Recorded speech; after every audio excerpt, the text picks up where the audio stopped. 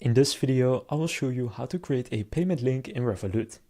To do this, first just go and open up the Revolut app, and what you want to go and do is click Payments in the bottom. From there, click plus in the top right, and then one of the 8 options you see here is Link. So click on Link, and then you have 2 options. You can either send money, or in this case, probably you want to request money. So select Request Money, and then here you have your general links, so there the person can choose how much they want to send to you. What you can also do is click Request a specific amount in the bottom. Then from there you can choose how much that is. So for example 50 euros, then you can add a note if you want, and then just click Create Link.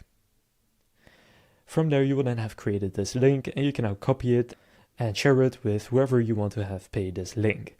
So that's basically how to create a payment link in Revolut. If this video was helpful, please consider leaving a like and subscribing to my channel. With that being said, I will see you in the next video.